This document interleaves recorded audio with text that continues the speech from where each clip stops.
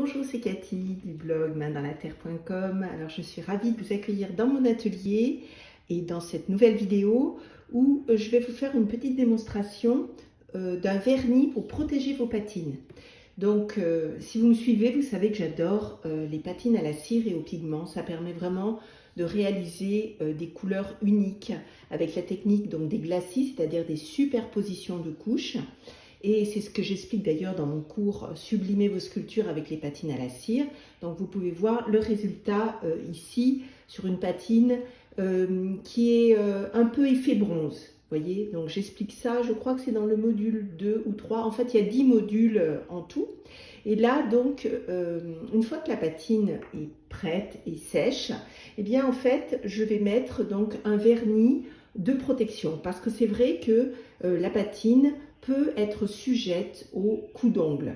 Alors, j'espère que cette vidéo vous plaît. Je vous propose de télécharger mon livre « Réussir ma première sculpture facilement » où je ne parle pas patine, mais je vous donne beaucoup de conseils sur la sculpture de l'argile.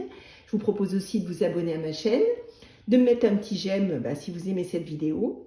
Et puis, on continue. Donc, ah oui, pour télécharger le livre, c'est facile. Vous voyez, il y a le lien qui s'affiche ou il y a aussi un lien en bas dans la description.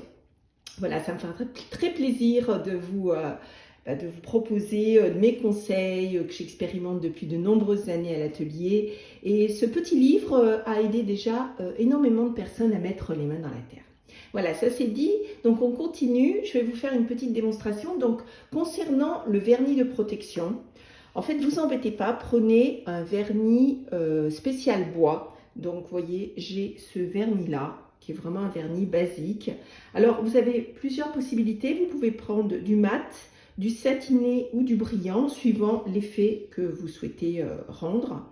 Alors, comme ici, la patine est déjà un peu brillante, j'ai préféré mettre du mat. Donc, moi, dans un premier temps, je préfère toujours choisir du mat.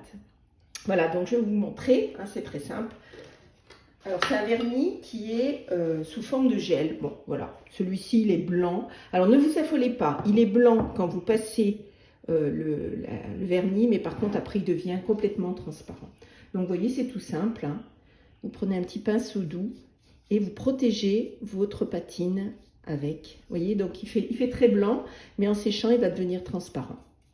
Voilà. Donc, vous pouvez mettre 2 couches.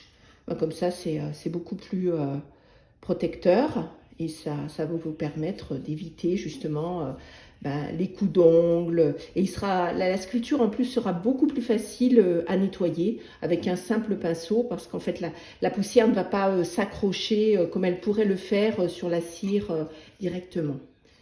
Voilà, vous voyez, très simple. Alors ça sèche très très vite. Donc on va dire qu'en 1 heure c'est complètement sec. Et là vous êtes tranquille. Vous n'avez plus de soucis, de taches ou quoi que ce soit. Vous voyez ici, moi je suis à la Réunion, j'ai des petits insectes qui peuvent venir mettre des petites taches sur ma sculpture. Eh bien, avec ce genre de protection, il n'y a plus aucun problème. Voilà, j'espère que ce petit conseil et cette démo vous aura plu.